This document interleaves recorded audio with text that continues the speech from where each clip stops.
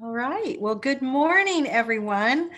I'm Kendra Albright, and I'm the chair of the IFLA section on education and training, and it's my pleasure to welcome you. Good morning, good afternoon, good evening, wherever you may be. We're delighted that you could join us on this second day of our webinar mini conference. I just have a few things that I wanted to tell you first. I want to share my screen and show you some slides, so bear with me one moment.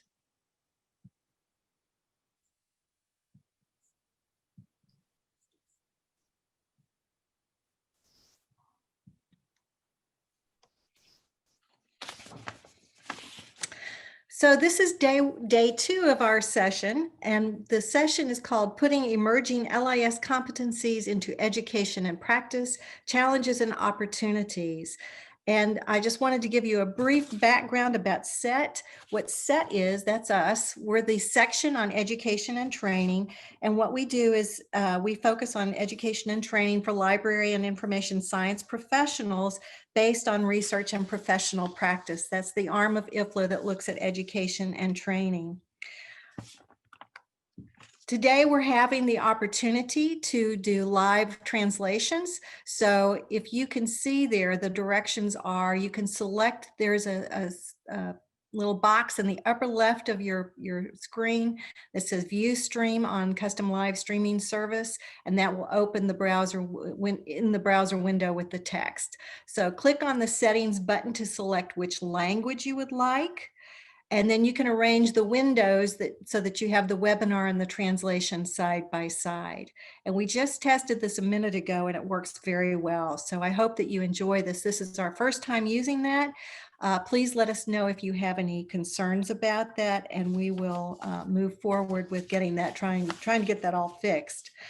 I also wanted to tell you that each group, we have 3 presentations today. And each presentation will have 30 minutes, and that will include time for questions and answers. And if there isn't time, you can go ahead and they'll answer your questions in text. Now, the questions and answers, there's a Q&A box that's down at the bottom. If you just put your cursor at the bottom of the screen, it'll pop up and say Q&A, and you'll also see one for chat. Chat is for general questions. If you're having any problems with the streaming of the translation or anything like that, that goes in chat. If you have questions for the presenters, please put that in Q&A, and then we'll be able to see those questions. And then if they run out of time to answer your question, they can type the answers into you in that Q&A section.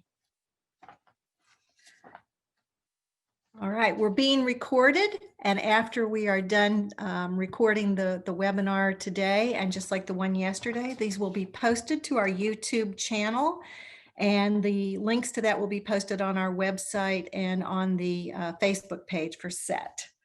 So just to let you know that we were recording.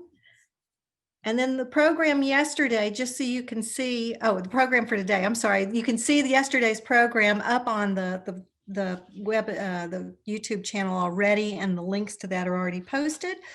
And today we have 3 sessions. As you can see here, session 1 is Light the Hope with Information Service, and I'm going to turn it over to them in just a moment. So we have 3 presentations: Light the Hope with Information Service, how Chinese librarians embed their professions into the battle against COVID-19. They'll have 30 minutes, and that'll be including the time for questions and answers. And then we'll come back and start with session 2. All right, so let's go ahead and get started, and I will let the first group share their screen so that we can have their slides. Thank you.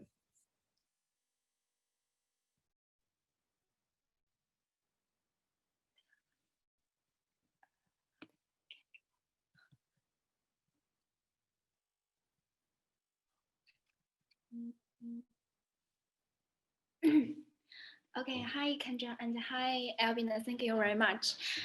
Can you hear us? Yes. Yeah. Very clear. Yes, good. Okay. We can see and hear you. Okay, thank you very much.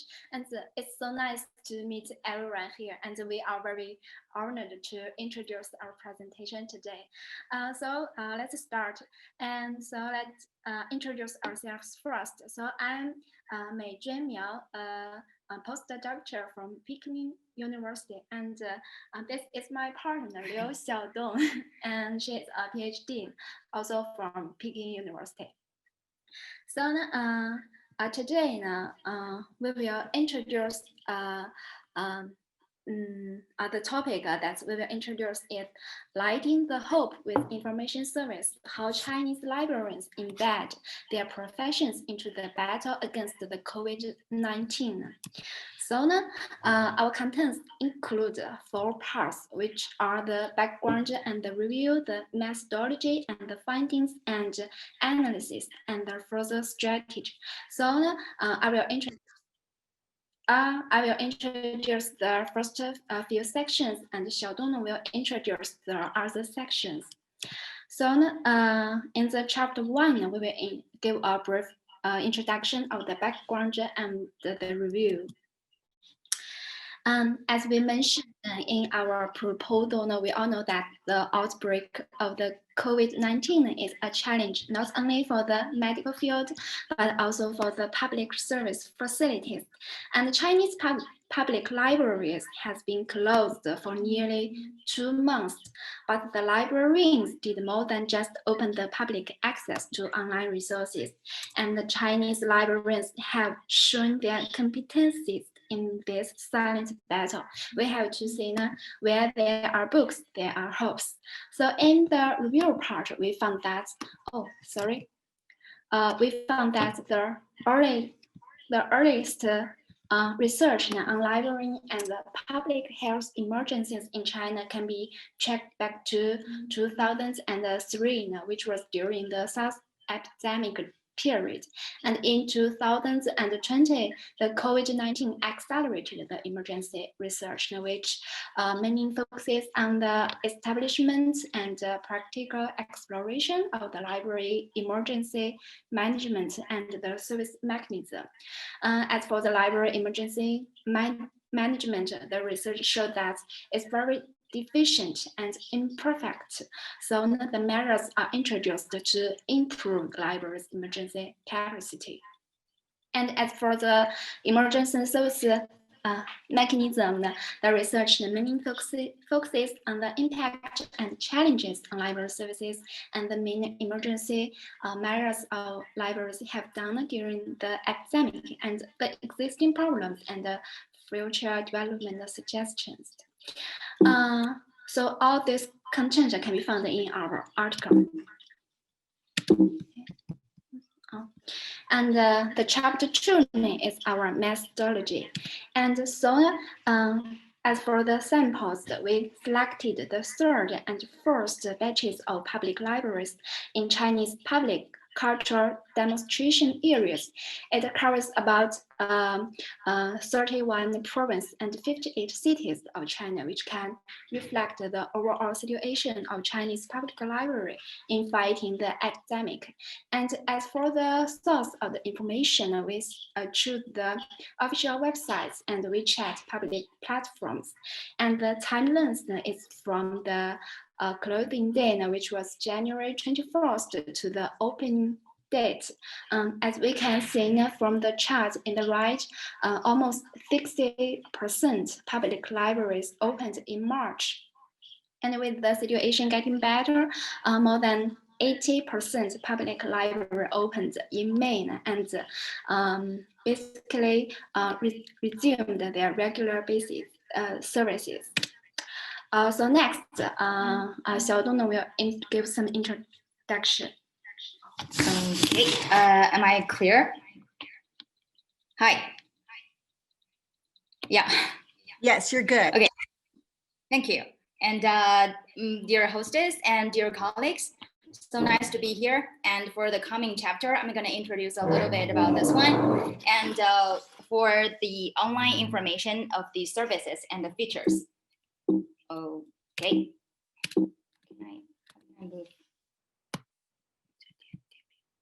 Okay. Sorry. And then about the services, as you guys can see from the chart left hand, that there are 7 main kinds of the services.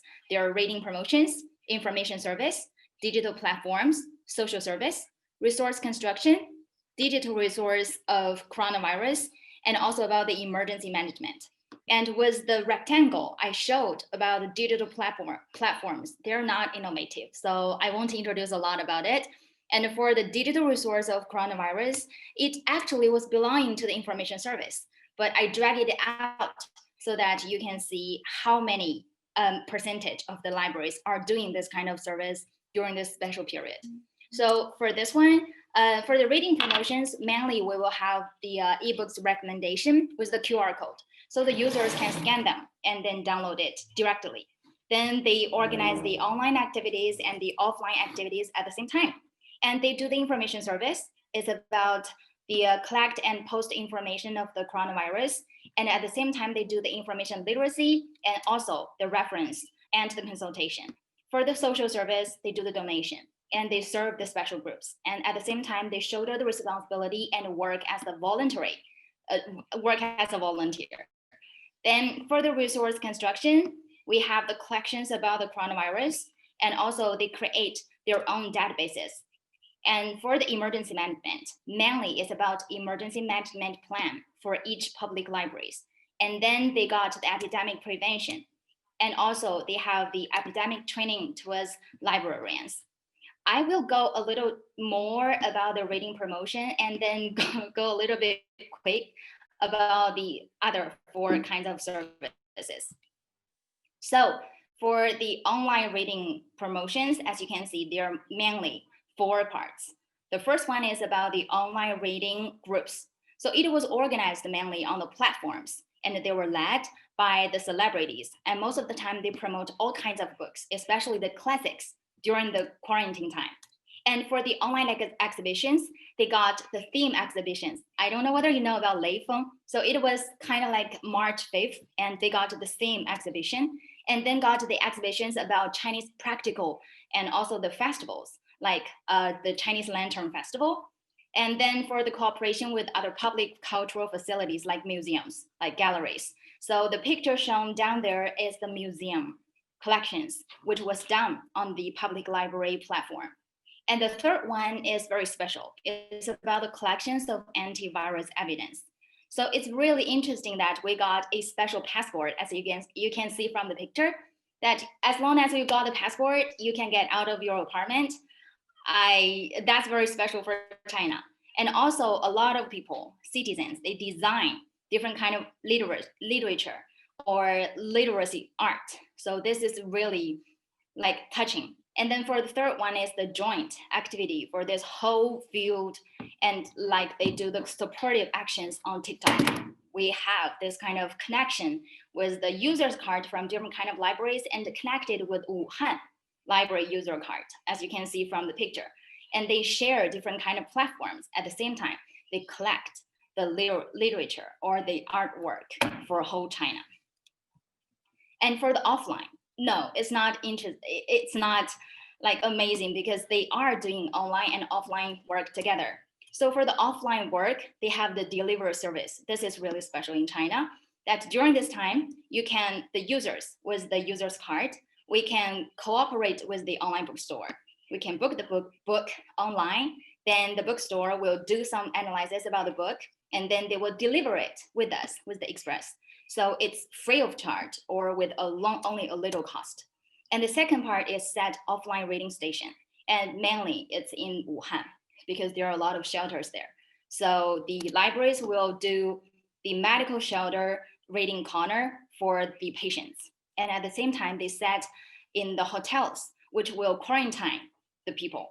And the third, they will set in the communities so that people who were quarantined in the community can get the books to read. Then for the third part is the offline reading promotion activities.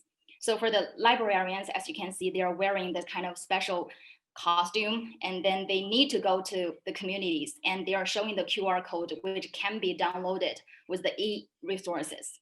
And then the fourth one is the donation. So the public libraries will donate the books to the hospitals, to the communities, so that both the patients in the hospital and the citizens can read the paper books. And other services shown here is the information service. As you guys can see for this one, it's a book which was specially designed by the libraries and by the publishers. They give us some prevention against the coronavirus. At the same time, for this one, the libraries are doing the conference work. And for this, they are not only offering the books, they are not only offering the conference for these certain public libraries, they are organizing a league.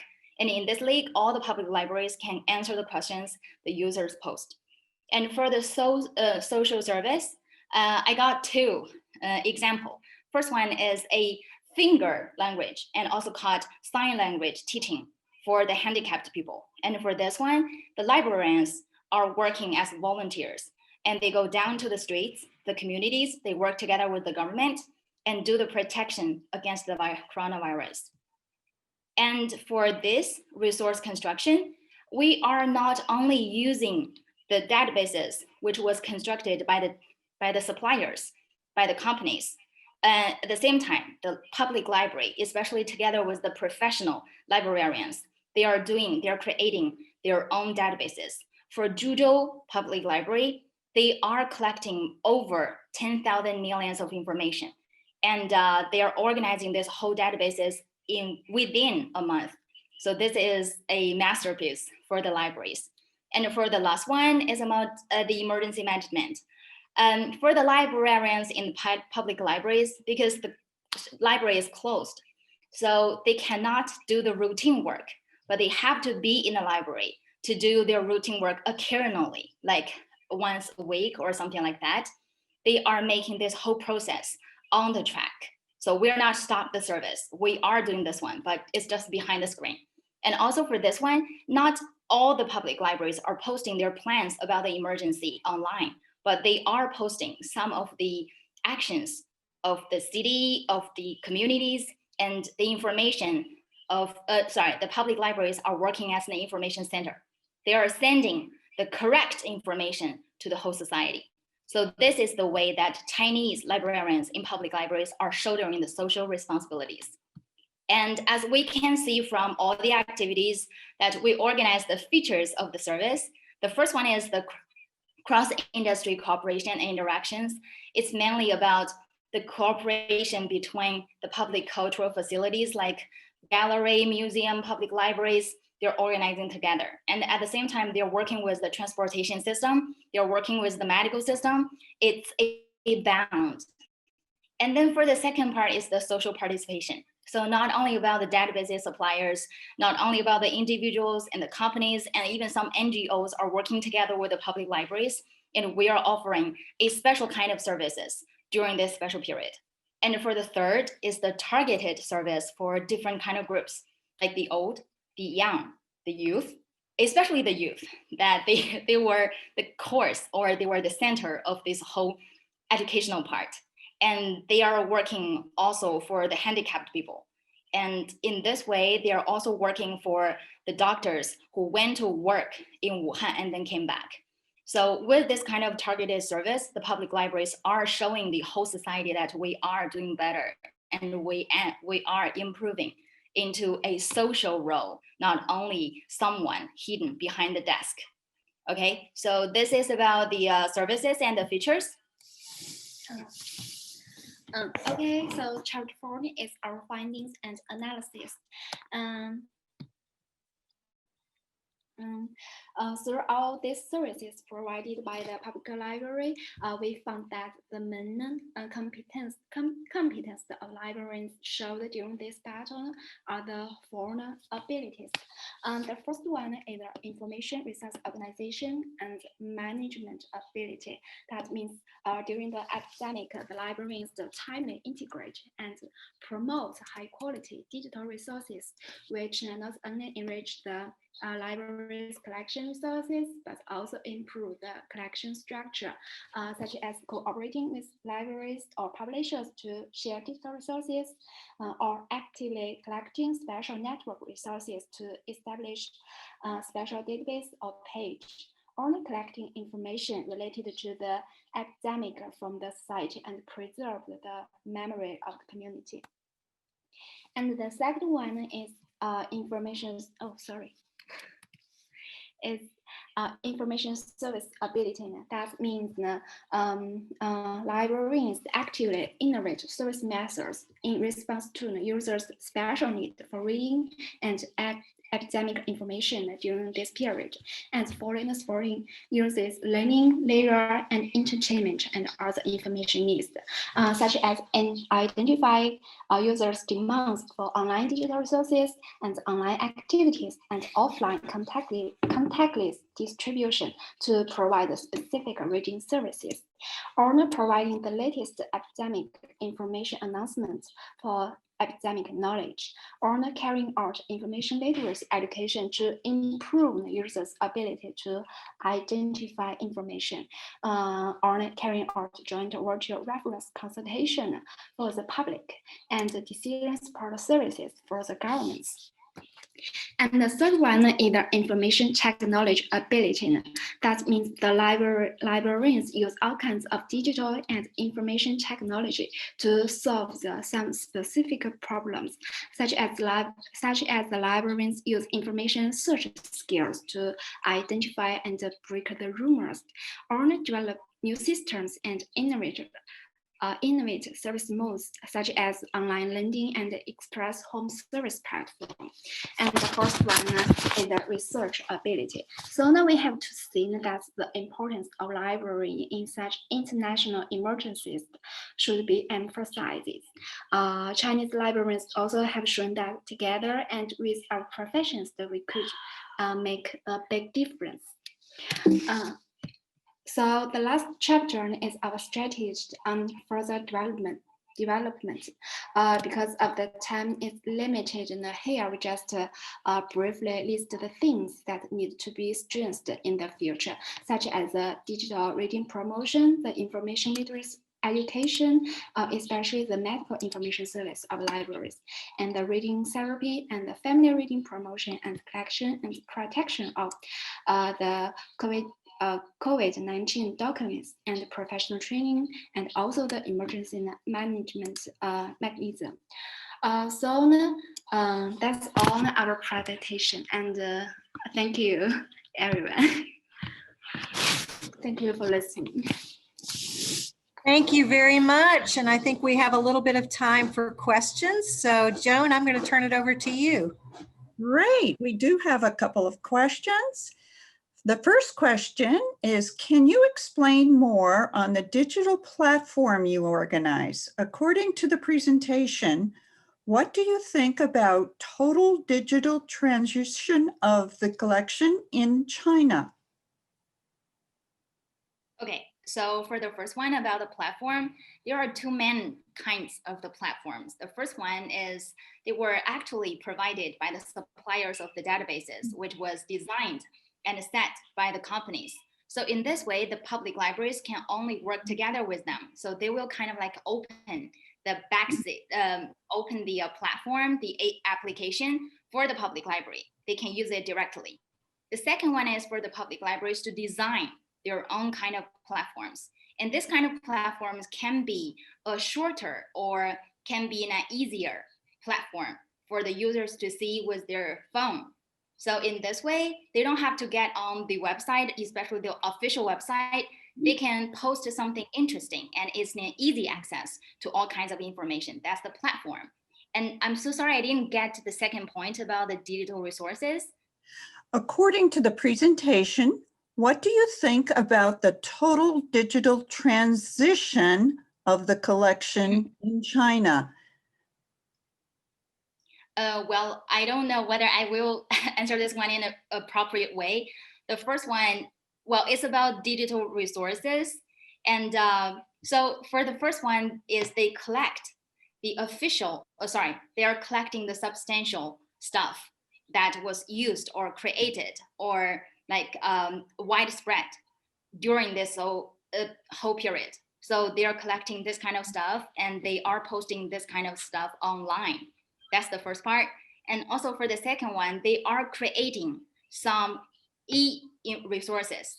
well, electric resources like in the databases, in their platforms, and also they are collecting some information from the website, from the international field that will help Chinese people to understand coronavirus. At the same time, they're providing the information service. That's the second part. And also for the third part is they are doing the organizing part. Like they are trying to organize the information, not only by the pieces of the information, they are organizing them, just like in an online library, so that the librarians not only doing the collecting part, they are using their professions and they are organizing the pieces by the system, by the way they belong to. And also they're using the user's way of selecting or searching the information so that they can help the user better. I don't know whether I'm answering the question. That's a great approach. I think I'll move on to the next one. Do you think, Okay. do you think China's STEM education, we generally mean science, technology, engineering, and mathematics education, and the technology innovation help a lot to develop digital platforms for library and information science industries? Sorry, I didn't get the point again. Can you please? Well, maybe I can repeat paraphrase it a bit. The STEM education in China and your technology innovation, does that help to develop the digital platforms for library and information science? I think they're trying to figure out how your platforms that you're mentioning, the digital platforms are being developed. Is it helped by STEM education in China? Okay, so okay, I can see that my internet is not going so smooth. Okay, so for the platform, I will explain this one in 3 ways. The first one is for the platform, mainly they were created by the central government. That's one part. That the Ministry of Culture and Tourism is a new organized department in China. They are creating a e-platform for all the facilities in China, especially the museum, the galleries, the public libraries. That's one part. Okay. Then for the second, that's the platform that actually organized by the companies. So in this way, they have a sense, they have a, well, actually a better sense about the user's need. So they're creating this kind of platforms, which is well developed for the public libraries to use. And third, about the STEM education. I don't do much research about the STEM education, so I cannot guarantee there might be some certain relationship between these two. But I know that there are some researchers in the public library field. They are doing research about the technologies, the innovations, especially the big data, and they are trying to make the Chinese public libraries smarter and to use the AI or to get more e-resources that people can get easier access to. And they're trying to make the social equity with the help of public libraries. So that's the part I can give and probably not able enough to answer the question. Well, here's another quick one. Do librarians in China already have these competencies, or did they need to be trained because of COVID-19? Did you need to do a lot of training and change up in what you're presenting with COVID-19? Okay, 2 things. First one, not every public library have the emergency plan. So which means the Chinese public librarians in the public libraries are not able enough to sense the emergency and do a quick reaction to that. So which means that the Chinese public librarians need the special training, and especially online training or offline training, whatever, they need to get the ability to face the emergency. That's the first thing. Then for the second one, that we don't have an emergency training for our LIS education. So on our LIS education, we learn more about the social organization, or we learn about the theory, the basic theories about the public libraries, but we don't learn how to create the emergency plan or how to react to the emergency plan. So with the COVID-19, I think it's both a challenge and an opportunity for the librarians.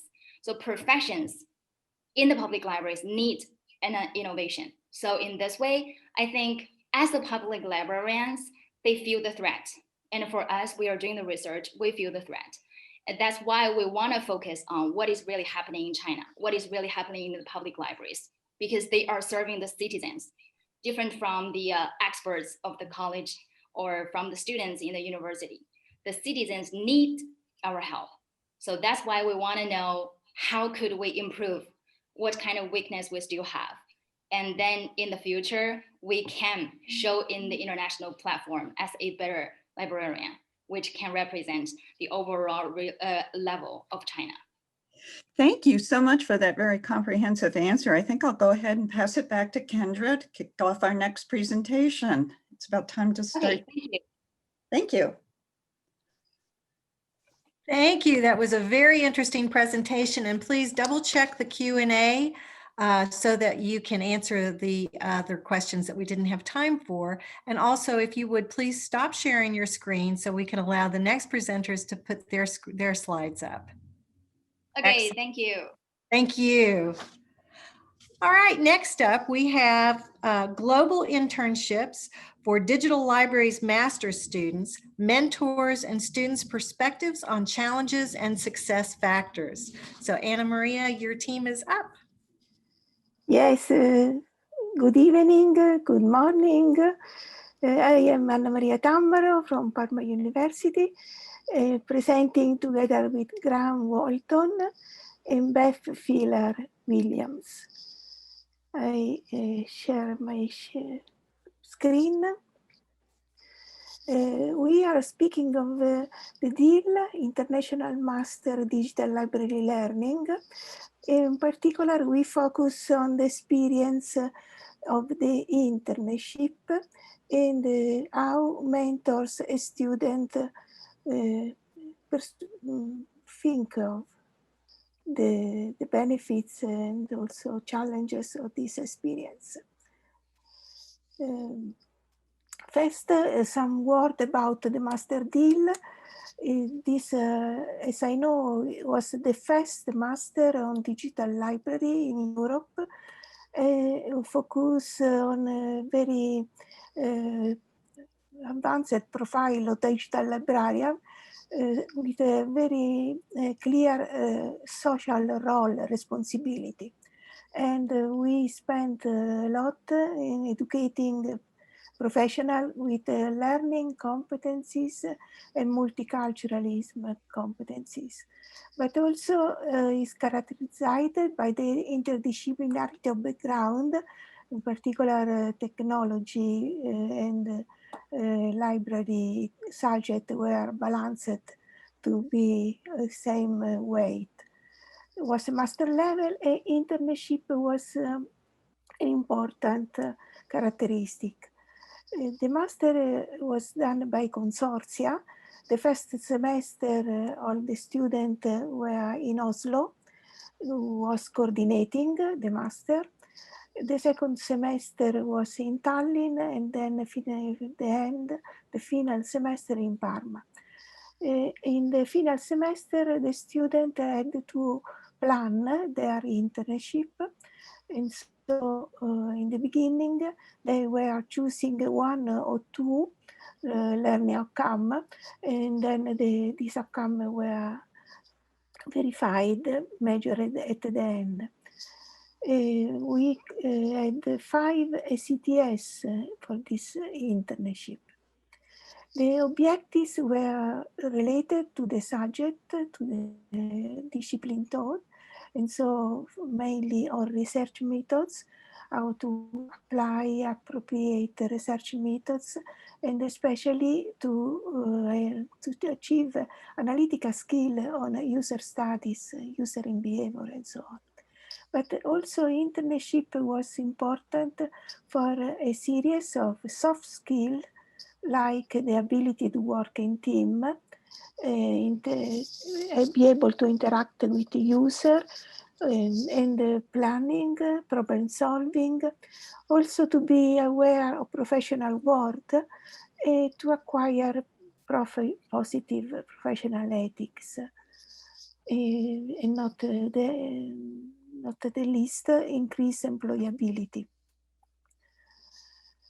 We fought together with Graham Walton and Beth Williams to do a research because internship has many benefits, but also many challenges.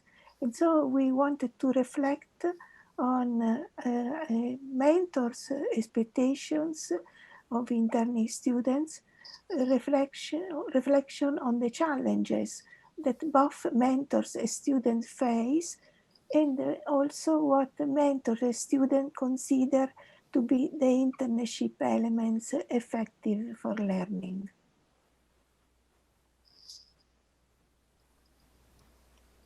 Next slide. Graham, yeah. Hi there, good morning, good afternoon, good evening. I'm Graham, nice to see you all virtually.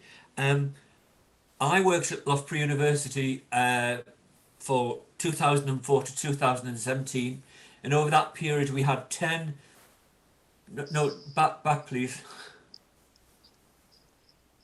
We had 10 internship students on DILL from Turkey, 2 from Italy, 2 from Poland, 2 from Hungary, 2 from China, and 1 from Nigeria.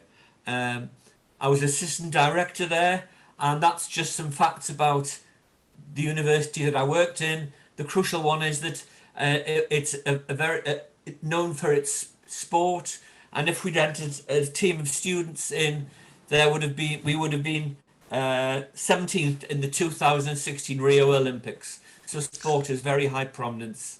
That's the library that I worked in. Can we just go back a bit? That's the library I worked in, and just what's interesting is it's an upside down pyramid on the left hand side, and I've never seen a library like that. It was a terrible structure for a library, they're putting the stacks in, but it looked quite good from the outside. Next slide, please.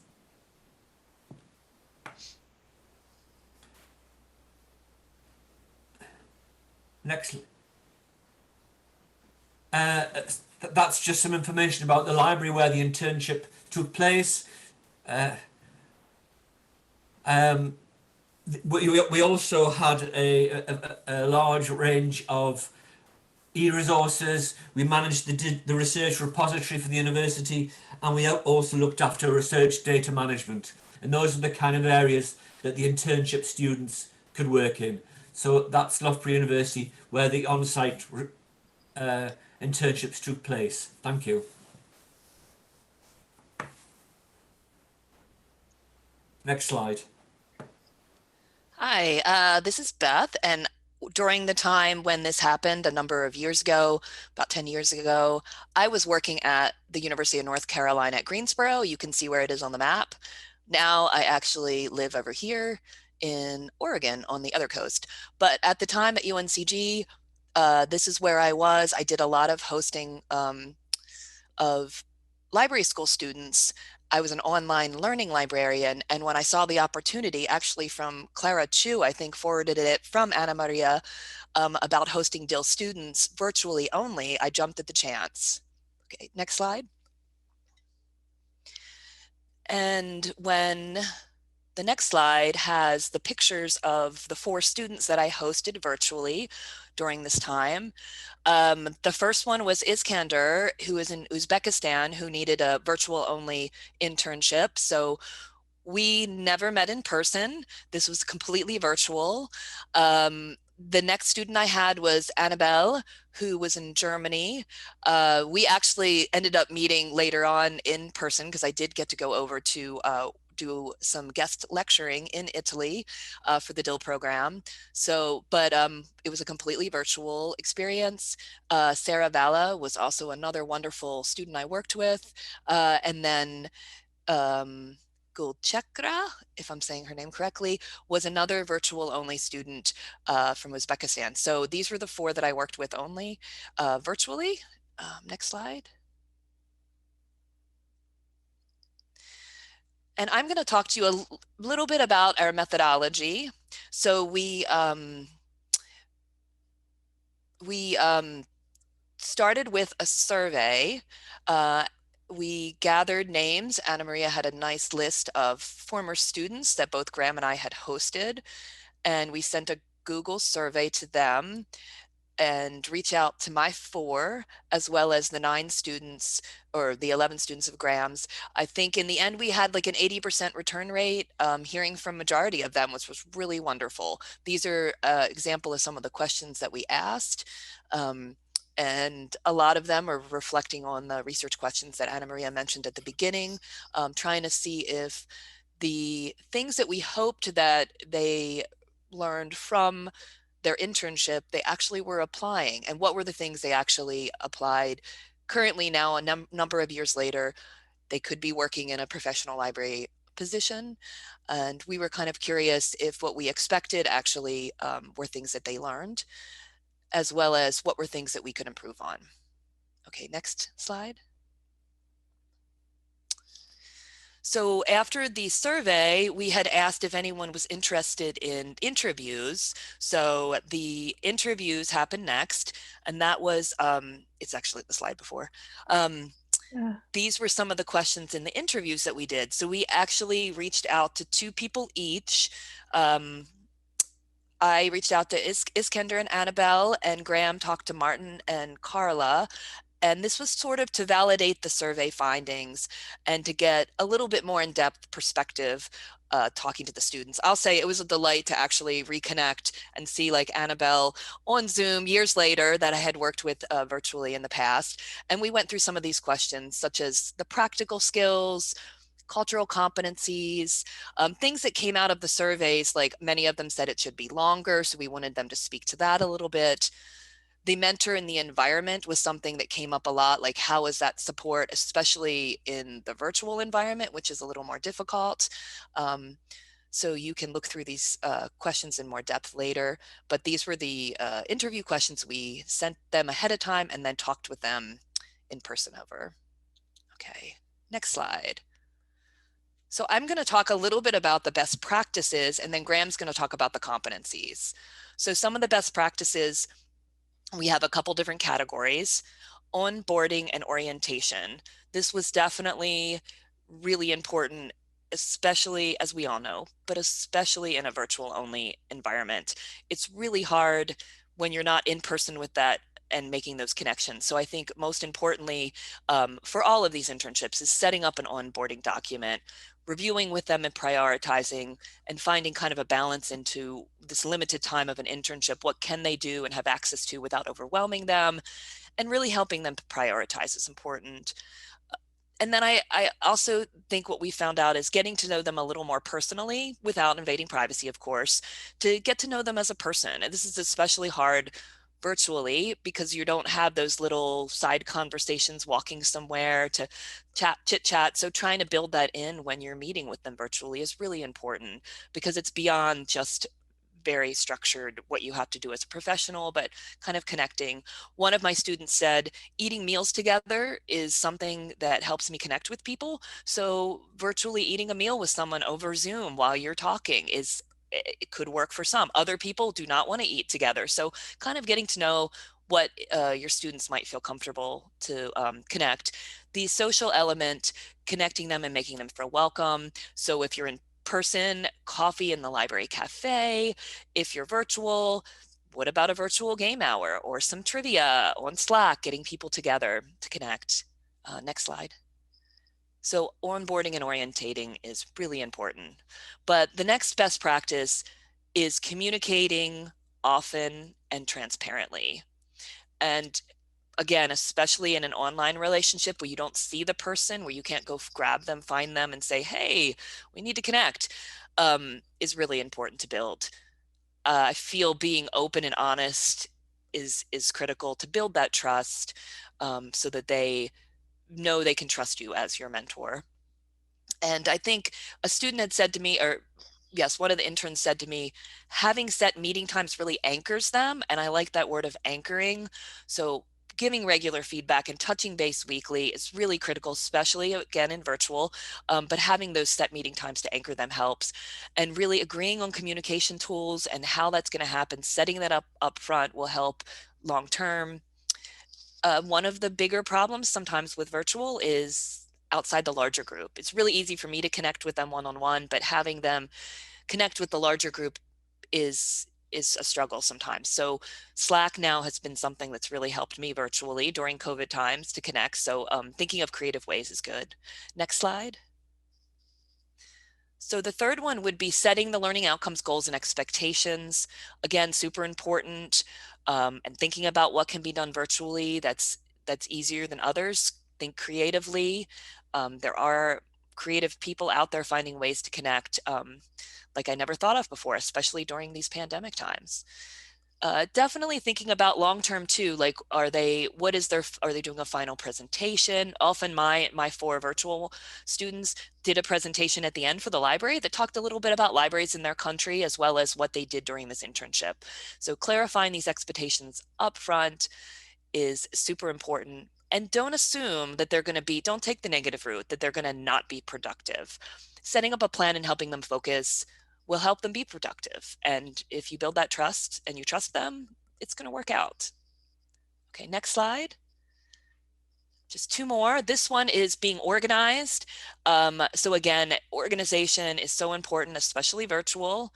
So time zones, as all of us are coming in here now from different time zones, we know it's a struggle sometimes to get connected. Iskender and I were, I don't know, what was it, 10 hours apart or something? So it was definitely a struggle to find time to meet synchronously. In person, there's visiting other libraries and tours of other universities, super important. Helping them with that travel is really critical too. And trying to involve as many staff as possible, which takes some organizing. Okay, next slide. And lastly, the cultural competency and awareness. Definitely important to be mindful of hidden biases and blind spots. So you're going to have students from various countries and backgrounds. Between them and the mentor and the mentee, I think it's really important to be aware of this and to work through cultural competencies. So with that competencies in mind, I will turn it over to Graham for the next slide to talk about the competencies.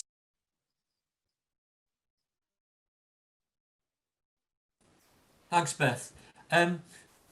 These are all competencies that very much came out in the surveys and interviews. How we've illustrated them are actually direct quotes from the learners themselves about the competencies. Unfortunately, we also discussed the competencies from our perspective, but there isn't time to go in them in this presentation. So these are very much what the students identified as the competencies that they learned from their internship. They're all fairly self-explanatory. What was good to see was the collaboration skills, because to some extent the internship was all about collaboration with their fellow interns, collaboration with library staff, collaboration with the lecturers back at DILL, and other skills they felt they developed was communication, just as simple as having to introduce yourself to strangers both virtually and face to face, and how to explain what you're looking for. I think the cultural awareness was obviously very important for DILL, and it was very reassuring, certainly for the interns we had, that they had plenty of experience in coming across a different culture to one they were used for before. Next slide, please.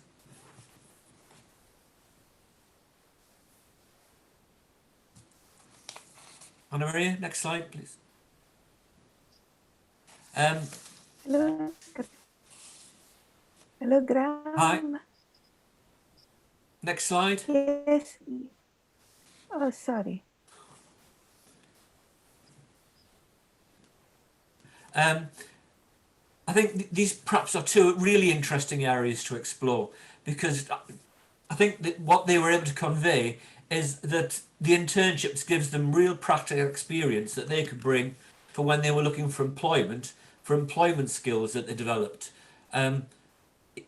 around time management, working as part of a team, and also fitting in with other people's agendas.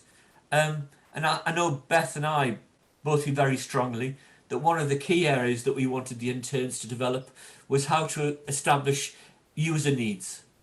And a lot of the work for both of us was precisely on that, looking at what the users want and then shaping the services to meet the needs of those users. Next slide, please, Anna Maria.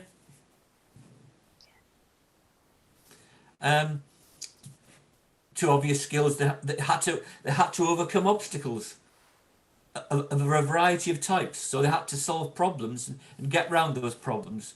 And certainly, I think both Beth and I made sure that the interns were given a project to work on.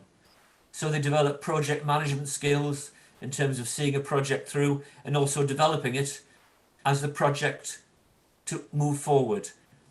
Next slide, please, Anna Maria.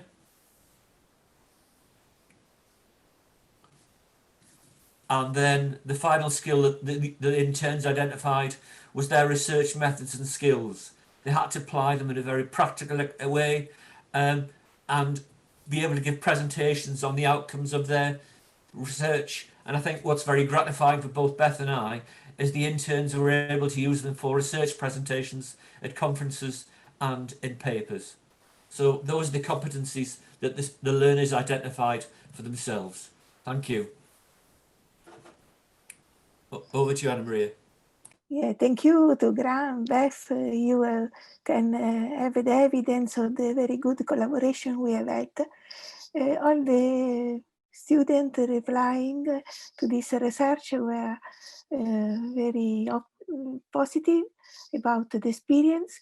And also, if some of them were not working in library and in digital library, they said that they used very much the soft skill competencies they achieved during the internship. And also they stress the importance of entering in a professional network and starting the virtual collaboration, in particular for virtual internship. Just one activity to probably restructure in the future the length of internship. Then unfortunately the master deal has been closed, but I think that our reflection on the internship can be important because experiential learning is becoming more and more important. And so thank you for listening to us. This is our contact, and looking for your question. Thank you so much, Anna Maria, Graham, and Beth. That was very interesting. You have a lot of questions. So I'm going to turn it over to Joan for just probably 2 or 3 questions at most. Thank you so much. I think all 3 of you may want to relate to this particular question. How do you evaluate your interns? So each one of you may want to provide an answer to that. Yeah, I can reply as teacher, and my colleague can reply as mentors.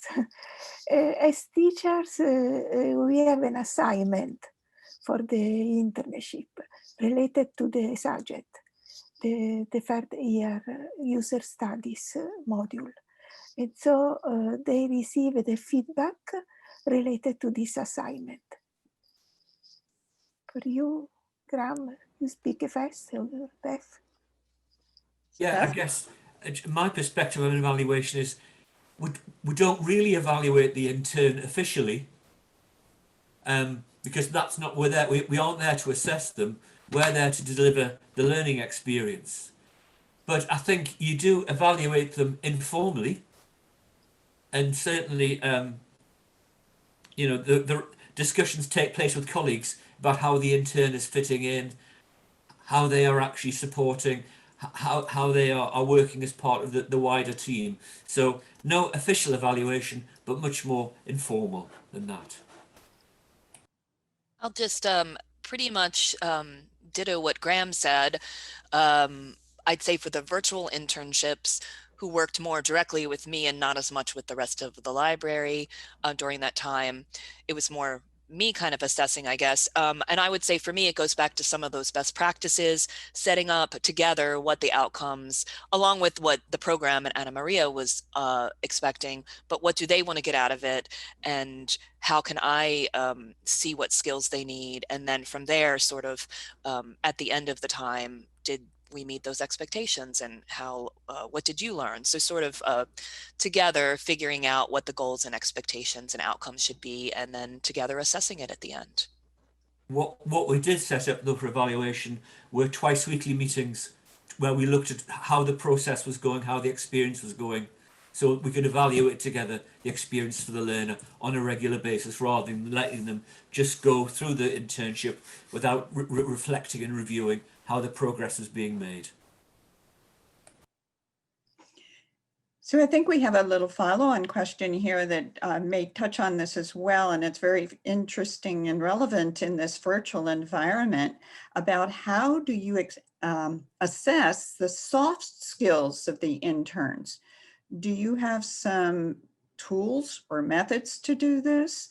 Because in those personal interactions virtually, that's a little bit more challenging perhaps. So can you comment on soft skills training for these virtual internships? Sure. I'm not sure I have any magic answer to that, because isn't it an ongoing issue we always have in person or online. Soft skills are often hard to figure out a good way to evaluate. I would say for me, sometimes it's either behavioral based. So what projects or things are they working on that I can tell how well they approached it, how they accomplished it, where they might struggle. But a lot of it is also asking them to kind of rank where they see themselves and where they want to improve. And then at the end, kind of like what Graham said, meeting weekly, and then toward the end, discussing where they are with it and how do they feel about being more experienced in that area. So that might not be a perfect answer, but I think it's just paying attention, looking at how they're doing different projects, seeing how they're interacting and their behavior, asking behavioral related questions, and kind of helping them ranking where they are and my observations. Does anyone else have, Anna Maria, or anyone have other thoughts? Just the perspective, very much you're aware that these are people who are in a different country to where they live. So therefore you've got to be very much aware of the challenges that faces and try and support them and coming to terms with a different culture. So that's to some extent how you measure to see how they are coping with living and working in a country where they've never lived before. So it's monitoring informally rather than having a protocol to follow or anything like that. Just would like to add about the soft skill. We stressed very much in communication in international conference, and also writing paper and presentation. This was a part of the budget of the master to facilitate their participation to international conference. It's time for us to thank these three presenters for a wonderful presentation. We appreciate that. That was excellent. There may be still some questions left to answer in the Q&A. Please feel free to type in your answers there. And I think we are ready to move on to our final presentation, which is Climbing the Mountain, Competency Development for Carl Libraries. And Kathleen, you and Vivian can take it away.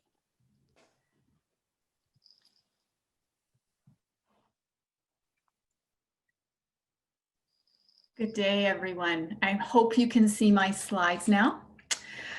It is actually a great pleasure for Kathleen and I to speak to you today about an incredible journey that we have made to build a new competency statement for Canadian research librarians.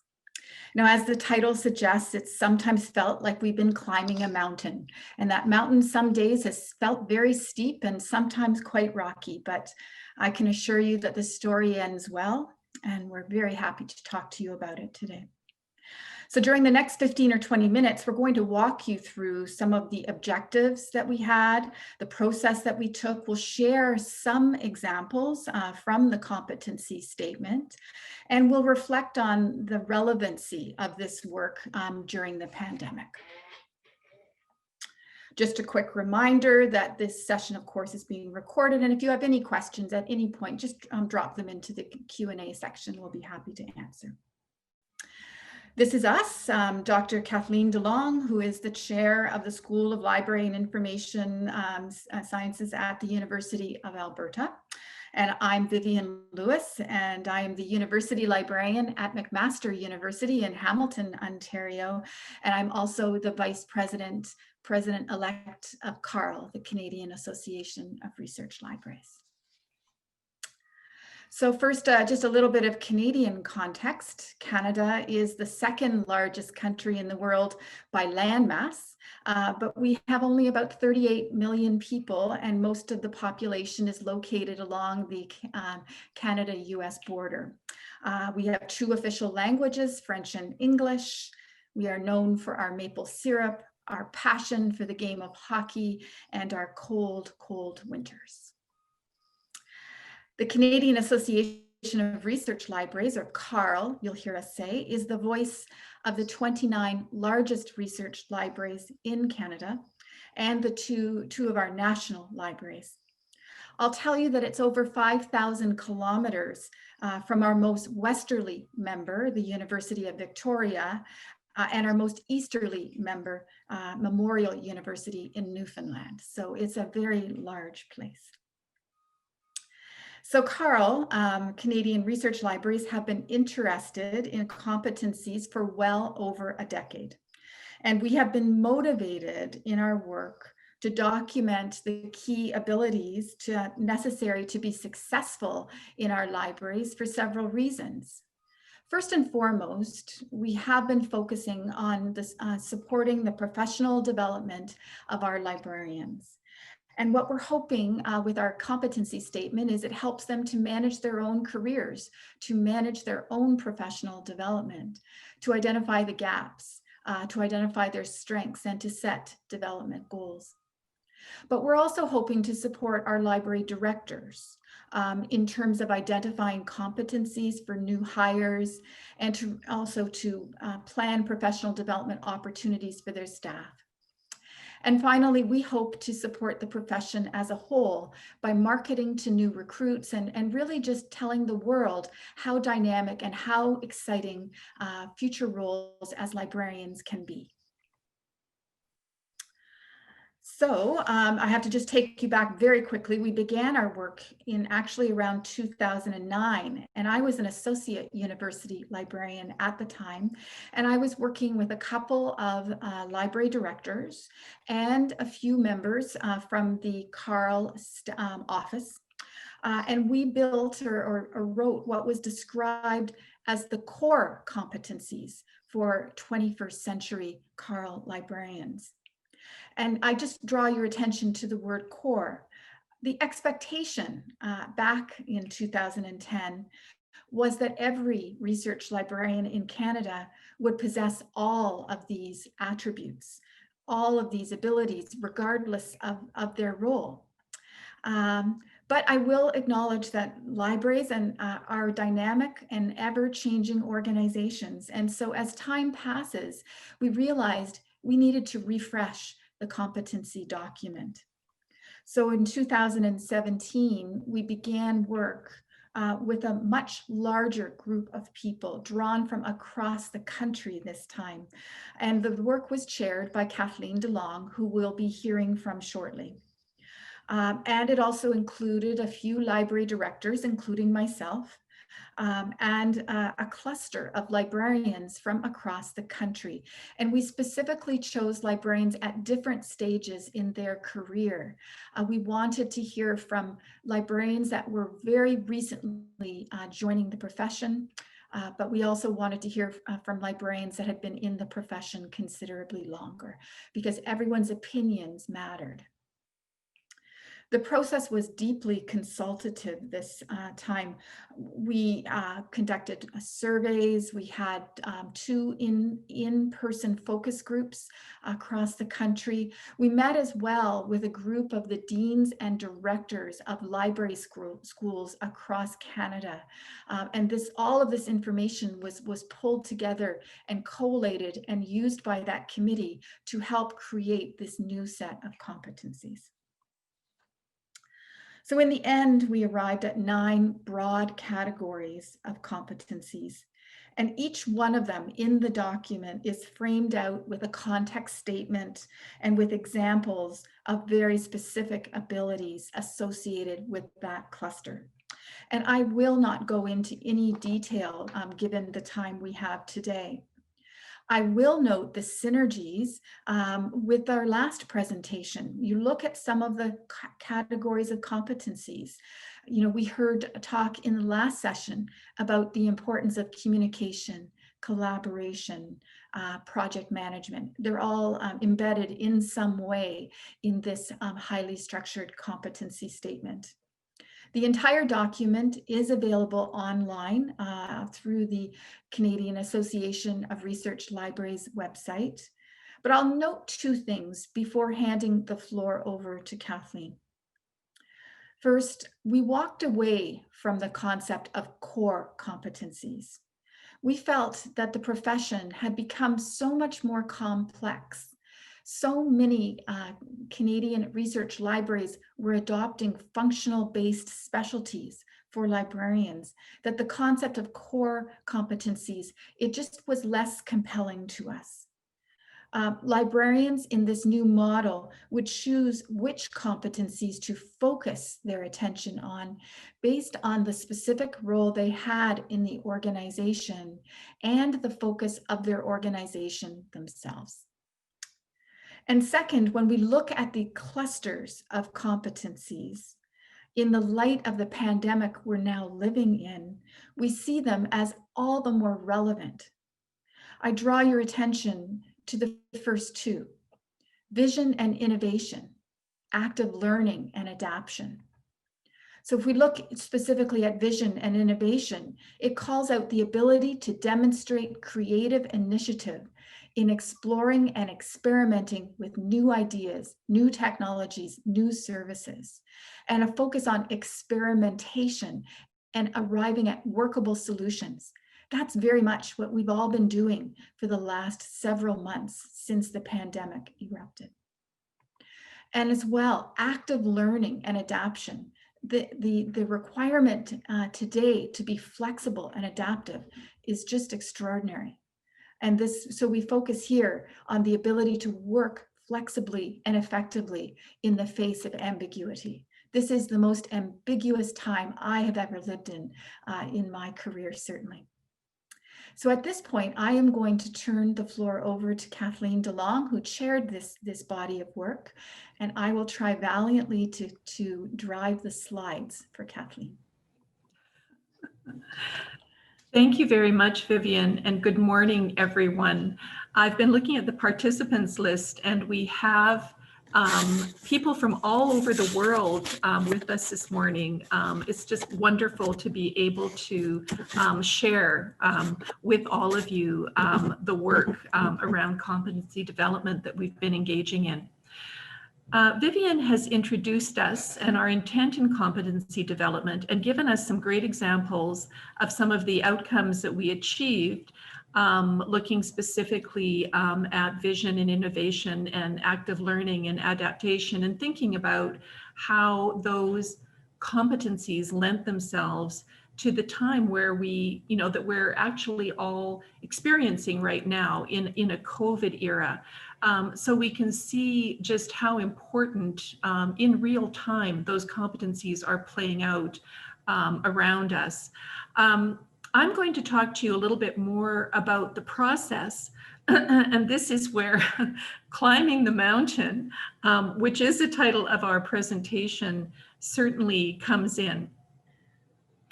As you heard, we consulted widely and had a large group of people, and therefore many ideas, interests, and opinions to listen to assess, and to potentially incorporate into our competency work. We had made certain assumptions and decisions at an early stage that guided us in sorting through the input we received. At the beginning, we very carefully defined what we meant by competencies. Traditionally, competencies have been defined as SKAs, or skills, knowledge, and abilities or aptitudes. As a result of what we learned, we moved away from that traditional and somewhat rigid definition of competency to explore capability mindsets. Mindsets focus on the growth and potential of the individual and the ability to achieve an outcome. They don't necessarily rely upon an identified skill to be developed, because reaching competency could be seen as the end of the road for the development of that skill set, instead of continued growth and development. Mindsets such as innovation, collaboration, leadership, and learning allow room for the application of other ideas or insights that might change a strategy or a practice completely. In other words, they allow an individual to prove a potential or to grow, rather than simply identify a knowledge or skills gap and then seek to fill it. And you can see the definitions that we are working with here on the slide. Vivian, next slide, please. In addition to rethinking and defining mindsets, we also focused on the principles and values that underpin our profession of librarianship.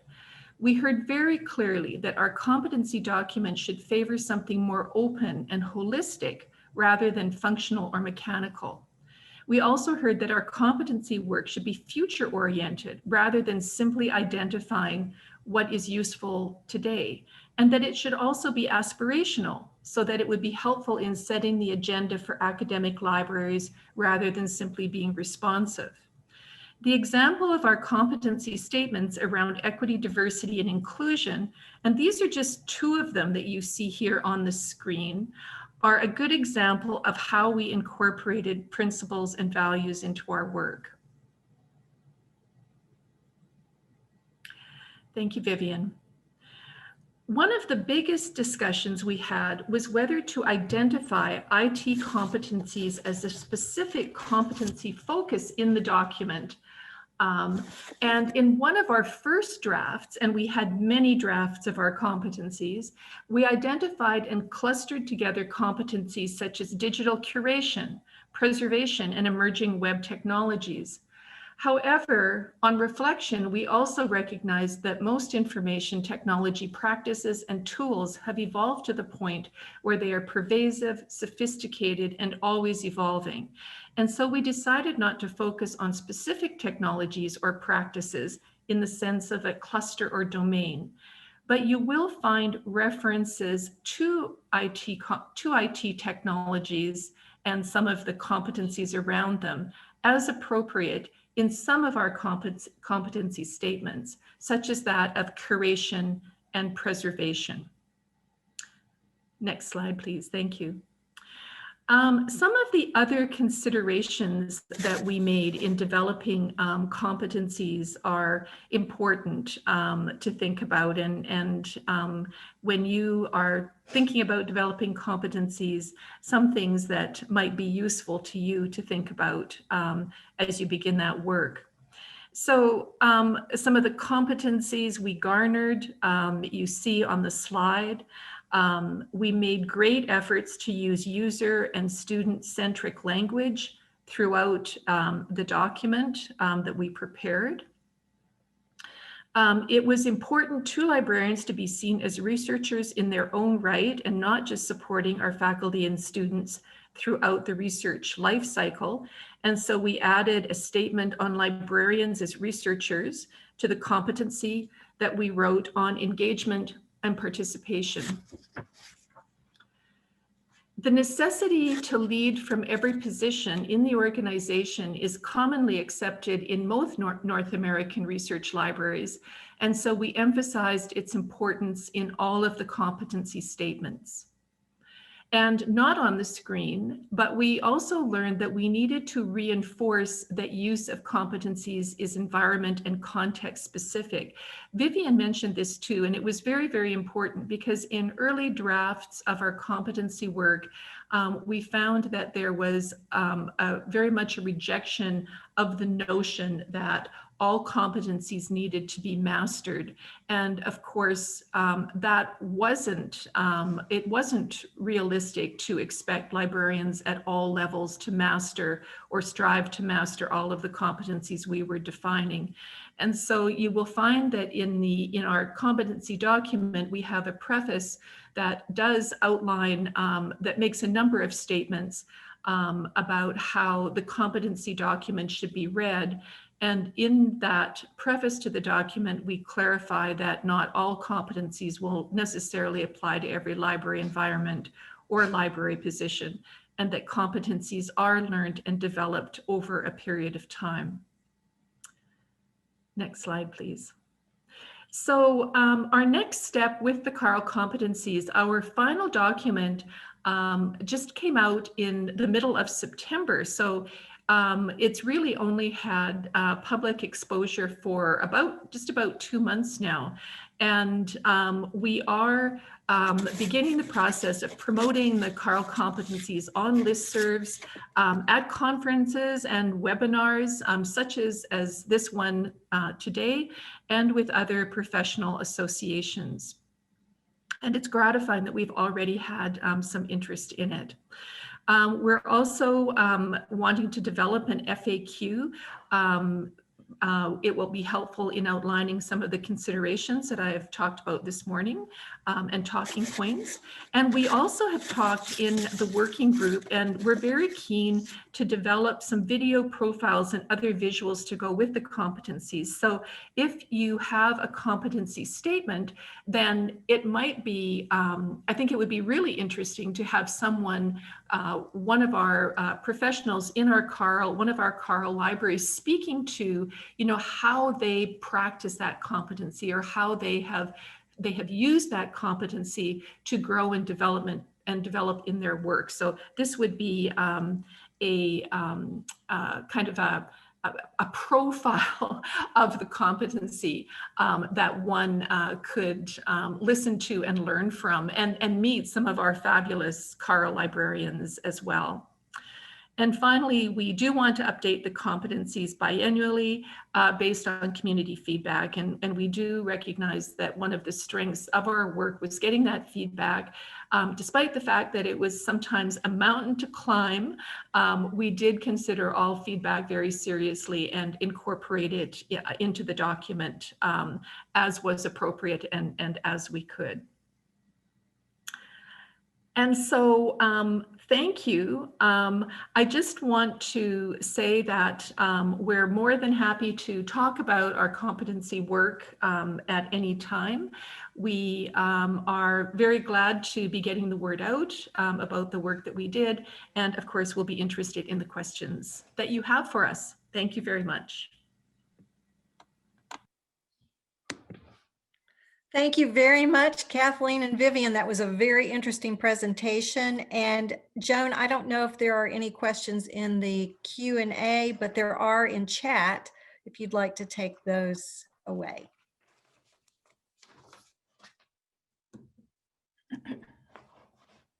Getting myself unmuted and looking at those. There were some that we didn't quite get to, but we'll start with the ones in chat and then see how we move through those. And pull this one down. And the first one is, are there different competencies for different categories of librarians? So did your competency document look at different, for example, competency for public services librarian versus processing cataloging librarian, perhaps, something like that? I can jump in, Kathleen, or I'd be happy for you to jump in too. No, we didn't. What the first step, and we didn't talk about that very much, was that we did quite an extensive literature review, and there is a lot of competency work that has been done, and there are some that are very specialized. So you will find competencies for metadata librarians, for example, and other public services librarians for instruction. And so we decided that we did not want to, what we wanted to arrive at was, competencies for the professionals working in our research libraries more generally, but competencies that would also help and support them in the work that they were doing, no matter how specialized it was. Any more from Vivian? Yeah, I can only in some ways reiterate, we considered taking a very granular approach. We've seen that in some documents, but those documents tend to become so unwieldy, so granular that they become almost unusable. And so we were trying to create something that in some ways was more digestible, more high level, that could actually be used. We've just seen too many that are almost unusable because they're too granular. But we're hoping that people will take our work and then build upon it for a particular group of librarians. I saw something that just flashed through a second ago about theological librarians. We hope that they could use our work, that becomes a foundational piece, and that they can reflect themselves and possibly do something that would be specific for a much smaller group of librarians. We really wanted to do something that was useful. There are a couple of questions here in the Q&A now. One question is, how do you try to, and this is assess how much library schools are developing or using these competencies? That one's got your name on it, Kathleen. I'm sorry. Well, the competencies have only been out for 2 months. And so we really are only now in the process of talking about them. But certainly, through our Canadian Library School the group, we will have the opportunity. I do want to bring the document to them. That hasn't happened yet, but we will have the chance to look at the document. One of the library school deans, we did, kind of consult with and run drafts by as we were doing our work. So, we do have input, and yes, we would like to have some means of knowing how useful it was, but early days for that yet. The good news is the deans and directors of the library schools in Canada were considerably more interested in this new version than, say, a decade ago when we were doing this the first time. When we brought the competencies idea to them back in, I guess it was 2017, many of them were interested because they could see how relevant it was to building curriculum, in addition to supporting the continuing professional development of librarians after graduation. So having that partnership with the library schools, I think, will be very important going forward in keeping the competencies alive. Yes, this dovetails onto another question about how do you see library schools contributing to building these competencies further out, especially that many school curricula are pretty rigid. I don't know if that's been your situation or not. They have their curricula, and then they're providing the next generation of librarians. Mm-hmm. Well, and of course, what we want to do is influence that process. We're not in the position of mandating it, but certainly I think that we can influence, and also as we did ask for input right up front, so that we're constructing something that is useful.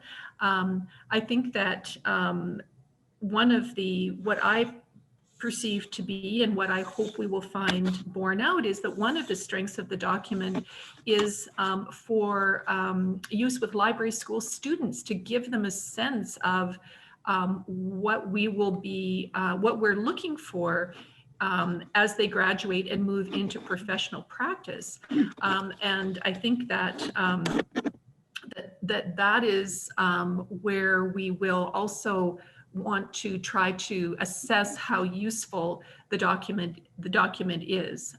And certainly in some of our focus groups that we conducted at the beginning of our process, we had very recent graduates in the focus groups, and they told us that they had looked at the previous set of competencies because that was their ambition, that was their passion to work in academic or research libraries, and they wanted to know what kinds of skills and we'll use the term mindsets, you know, what we thought were important for them to develop. So I'm really hoping that this will be extremely useful for library school students as well. The I other think thing we I have would time. I'm sorry, Vivian. Didn't mean to interrupt you. Please continue. The other thing I would add, and this is in some ways a plug for IFLA in general, I'm a longtime member of the Continuing Professional Development and Workplace Learning Group that has written a very good document around, you know, the policy for continuing professional development. And it describes it as a partnership, that the librarian is primarily responsible for their own professional development, but it is a partnership with their employer, with their library school, and with their professional associations. And so, you know, we're hoping that the competency will be used by all of those groups to work together to forward the professional development of our librarians. Thank you. Joan, I think we have time for one more question.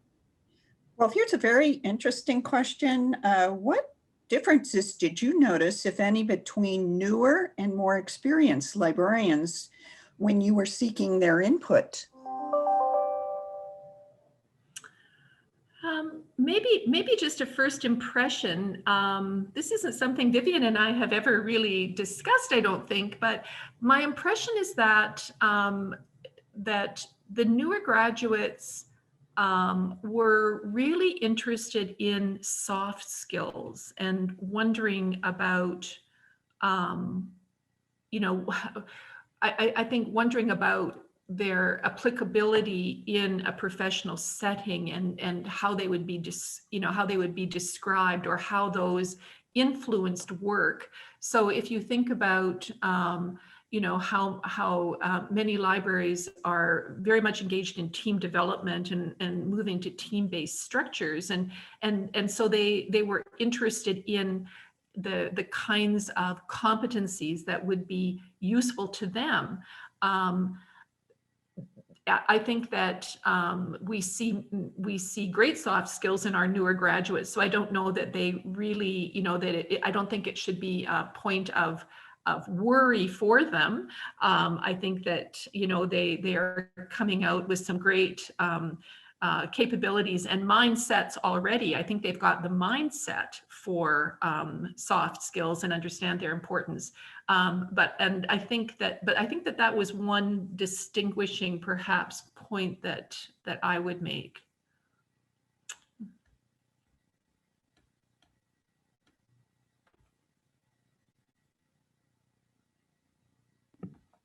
All right, great. Well, thank you so much. This has been a wonderful set of presentations. Please take a moment, Kathleen and Vivian, if you would, and answer any remaining questions in the Q&A chat or Q&A box, if you would. And with that, I'm going to share my screen for just a moment because I want to put up here the many thanks to everyone. I'd like to thank the Standing Committee on the section of Education and Training for IFLA for having this webinar idea. And please stay tuned. We intend to have more webinars coming up, so you can find us on these places that are listed here on our Facebook site or our webpage. So please keep an eye out, because we were very happy to have so much good attendance at these two-day webinars, and we will be offering more in the future. Thanks very much to all of our presenters for wonderful presentations. You guys did a great job. I learned so much. I'm going to go follow up on the recordings again, which will be posted on the web page. The link to the YouTube, it'll be posted on YouTube with links from the web page and the Facebook page. So please check those out. There was a question about certificates. We will be making certificates available that will be sent to you at some point. Give us a little bit of time. We have not done this before, so we're in the process of getting that sorted right now. So thank you for that question. And just thanks to Albina and Joan for the organizing of this webinar. They did a great job, and it's been wonderful to have all of you. Good morning, good day, good evening. Have a wonderful time. Thank you.